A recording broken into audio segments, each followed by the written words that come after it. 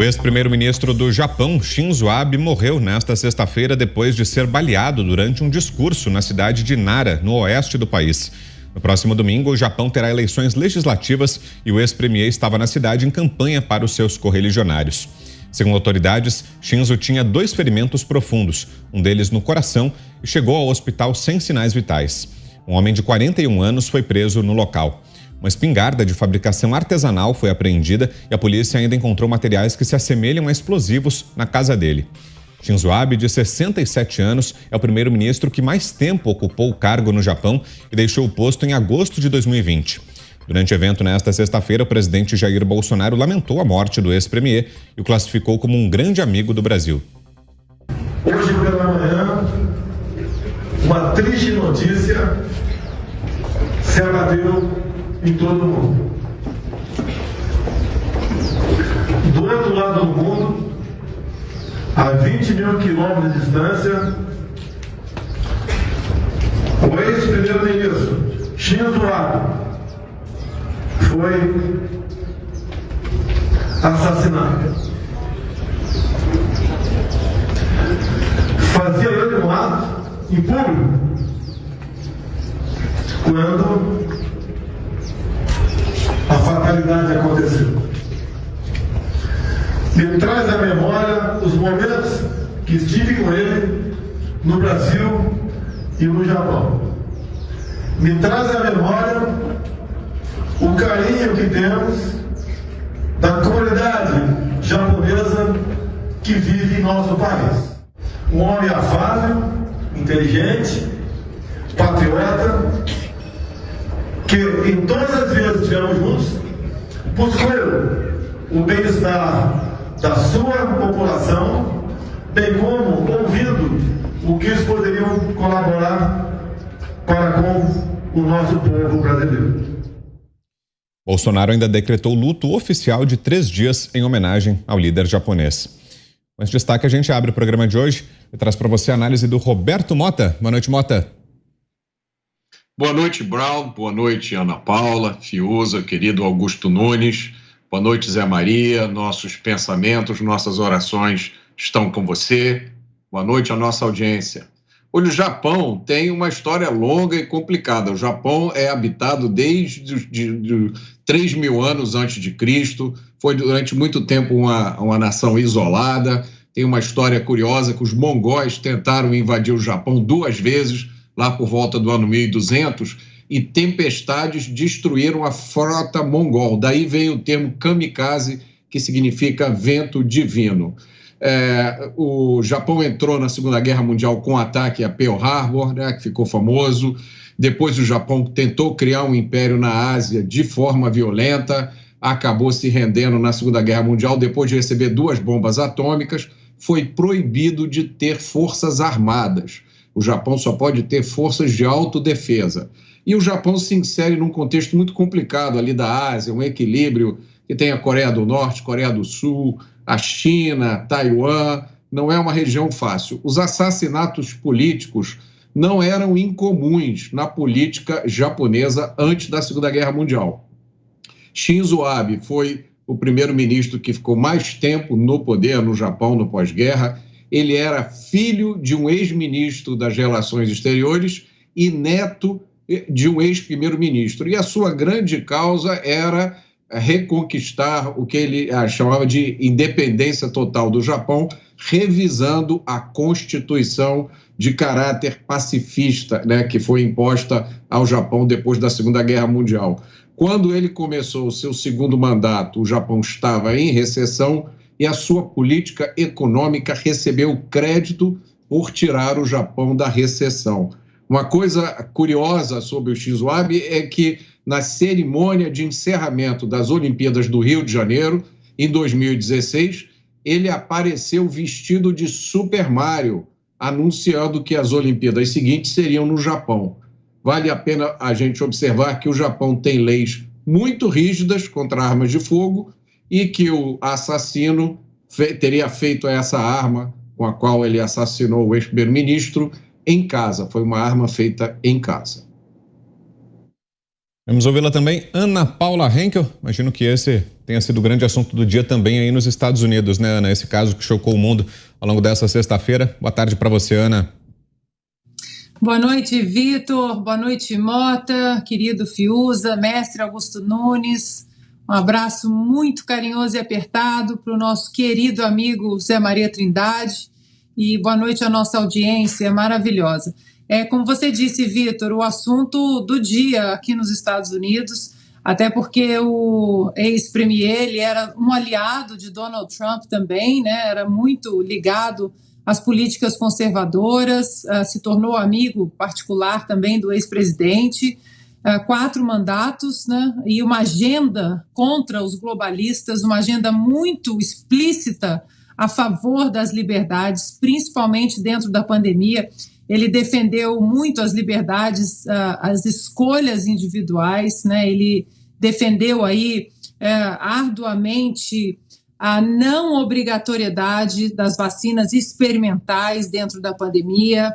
Ele que fez questão de publicar, de deixar bem público os possíveis efeitos adversos das vacinas. Ele disse que isso tinha que estar de uma maneira muito pública, que as pessoas precisavam saber dos possíveis efeitos, mesmo que fossem possíveis efeitos, as pessoas tinham que saber disso e fazer as suas escolhas médicas baseadas na sua liberdade e na sua responsabilidade, né? Nós temos agora um vídeo, Vitor, que acabou de sair aqui também nos Estados Unidos, que dá para a gente ver de maneira mais clara o tiro que, infelizmente, foi fatal aí para o primeiro-ministro.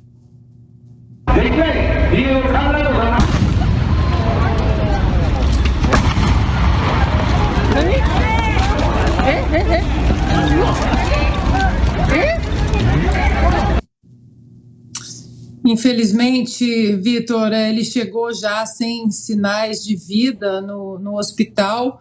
E dentro do contexto político, o que nós estamos vivendo é muito perigoso, né? Essa desumanização de políticos. Nós tivemos o atentado contra o então candidato Jair Bolsonaro, nós vimos durante 4 anos aqui nos Estados Unidos a desumanização de Donald Trump, né? E isso é muito perigoso, porque a partir do momento que você desumaniza o seu oponente político, é genocida, é nazista, é fascista, aí vale tudo, né? Vale assassinar, vale quebrar regras democráticas, vale estuprar constituições, ignorar o Estado democrático de direito. E nós estamos falando de um país muito pacífico, né? O Japão, e como o Mota disse, leis muito restritas, mas quem quer fazer o mal, leis contra armas nesse sentido, quem quer fazer o mal faz o mal, tanto que até hoje ainda temos muitas perguntas sem respostas sobre o atentado ao presidente Jair Bolsonaro, que foi um atentado com uma faca, e o Adélio Bispo aí, diferentemente do assassino do ex-premier japonês, que já está sob custódia policial, o Adélio, continuamos aí com muitas perguntas em relação a esse atentado. Agora você, Guilherme Fiuza. Boa noite, Fiuza. Boa noite, Vitor Brown, Roberto Mota, Ana Paula Henkel, mestre Augusto Nunes. Um grande abraço, boa noite carinhoso ao Zé Maria Trindade e ao Vitor Trindade. Boa noite a todos. Pois este evento no Japão é impressionante por vários aspectos. Isso não costuma acontecer no Japão. Isso não é típico do Japão. E como destacou muito bem a Ana, o Japão, no período da pandemia, foi uma das nações que não entrou, que não aceitou o totalitarismo fantasiado de política de segurança sanitária. O Japão não fez aquele lockdown bizarro, o Japão permitiu que a sua população avaliasse as vacinas que foram colocadas em uso ainda em desenvolvimento, o percentual da população japonesa que escolheu se vacinar esteve entre os mais baixos do mundo, e a resposta de saúde do Japão, em termos de casos e óbitos de Covid, foi um dos melhores do mundo também. Eu não estou fazendo nenhum juízo aqui, eu só estou dizendo que o Japão fez o certo, que é a liberdade.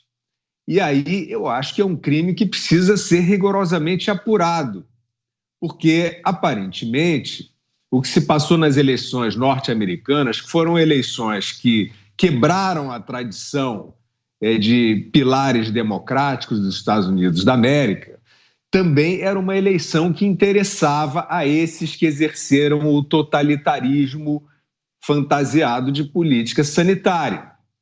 Há algo, no mínimo, algo estranho no ar em relação, colocando no alvo aqueles que não estão fazendo cartilhas como a do Justin Trudeau, esses personagens embelezadinhos e que trazem políticas autoritárias. É preciso a investigação desse crime rigorosamente. Vamos ver se, tendo acontecido no Japão, as chances são boas e eu acho que o mundo não pode repousar enquanto não vier à tona mais esta anomalia. Volto a dizer, a comunidade internacional, o planeta Terra, está seguindo de anomalia em anomalia, supressão de liberdade, violências escamoteadas, e esse crime precisa ser devidamente esclarecido. Talvez daí venha, inclusive, algumas descobertas que estão tardando a chegar ao senso comum. Opinião agora de Augusto Nunes. Boa noite, Augusto. Boa noite, grande Vitor. Boa noite, meu irmão Guilherme. Minha querida parceira Ana Paula, Roberto Mota. Boa noite, um abraço especialmente carinhoso aí para o nosso Zé Maria. Boa noite a você que nos acompanha. O Roberto Mota fez um bom resumo, da história recente do Japão, mostrando que não é uma democracia consolidada, tão forte, quanto as que vigoram em outros países e que foi praticamente imposta pelos vencedores aí da Segunda Guerra Mundial. Eu só acrescentaria, para reforçar até o que disse o Mota, que no Japão o imperador era considerado uma divindade. E a voz do imperador não podia ser ouvida aí por outros seres humanos. Foi ouvida pela primeira vez ao anunciar a rendição incondicional às tropas aliadas por exigência dos vencedores. E a democracia foi de alguma forma imposta. Que bom, que bom. Mas eles ainda, como mostra o que aconteceu, têm esses espasmos de radicalismo e de violência aí que realmente mostram que o homem é um ser humano que nasceu com um defeito de fabricação, defeitos. Um deles é esse. As democracias também não estão livres aí desse tipo de absurdo, Citando um exemplo ao acaso, eu lembraria a morte do Isaac Rabin em Israel, quando pareciam avançar as conversações em busca da paz com o Yasser Arafat. Andou tudo para trás, de lá para cá, e a coisa se agravou. É por isso que eu acho que só um perfeito imbecil, como aquele colunista da Folha, pode desejar a morte de um chefe de Estado. A troca, a rotatividade do poder abala. Aquele que escreveu que torcia para que o Bolsonaro morresse. Isso depois do atentado. É por isso que o atentado, qualquer tipo de atentado, entre aspas, bota aspas, político, tem que ser condenado como um crime comum e como uma involução na história da humanidade. Não se resolve eleição à bala, não se resolve nenhum tipo desses conflitos democráticos, o que podem ser resolvidos democraticamente, não podem enfiar uma bala no meio, né? Não há quem não se comova com essa cena, a menos que seja um colunista da Folha.